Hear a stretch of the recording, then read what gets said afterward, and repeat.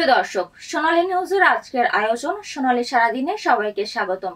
দিনের শীর্ষ নিউজগুলো নিয়ে সাথে আছি উপমা রায়। দর্শক, শুরুতেই শুনবেন জাতীয় সংবাদ। সরকারি কর্মচারীদের জন্য নতুন বেতন কাঠামো নির্ধারণে জাতীয় বেতন কমিশন গঠনের পর কার্যক্রম শুরু করেছে কমিশন। আগামী 6 মাসের মধ্যে নতুন স্কেলের সুপারিশ করার কথা রয়েছে কমিশনের। সার্বিক বেতন কাঠামো নির্ধারণের পাশাপাশি গ্রেড কমানোর চিন্তাও করছে কমিশন। প্রধান নির্বাচন কমিশনার এএমএম নাসির উদ্দিন বলেছেন, এবারে নির্বাচন হবে আয়নার মতো স্বচ্ছ। প্রবাসী এবং নির্বাচনে দায়িত্ব পালনকারী সরকারি কর্মচারীদের প্রায় 10 লাখ জনকে ভোটের আওতায় আনার উদ্যোগ নেওয়া হয়েছে। আজ রাজধানীর আগারগাঁওয়ের নির্বাচন ভবনে ইলেকট্রিক মিডিয়ার প্রতিনিধিদের সঙ্গে আয়োজিত নির্বাচনী সংলাপে একথা বলেন তিনি।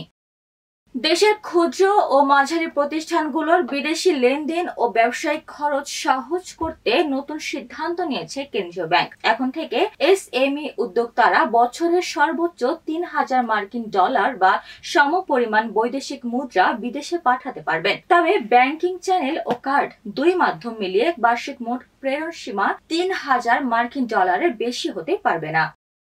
দর্শক, এবারে আন্তর্জাতিক। চিকিৎসা শাস্ত্রে নোবেল জয়ীর নাম ঘোষণার মাধ্যমে সোমবার থেকে শুরু হচ্ছে বহুল কাঙ্ক্ষিত নোবেল পুরস্কার বিজয়ীদের নাম ঘোষণা। সুইডেনের রাজধানী স্টকহোম থেকে আজ জাতীয় সময় বেলা 11:30 ও বাংলাদেশ সময় বিকেল 3:30টায় ঘোষণা করা হবে এবারের নোবেল পুরস্কার বিজয়ীর প্রথম নাম। চলতি বছর চিকিৎসা বিজ্ঞান ও শরীরতত্ত্বে নোবেল পুরস্কার পেয়েছেন মেরি ব্র্যাঙ্কো, ফ্রেড রামসডেল এবং সিমন সাগাগুচি।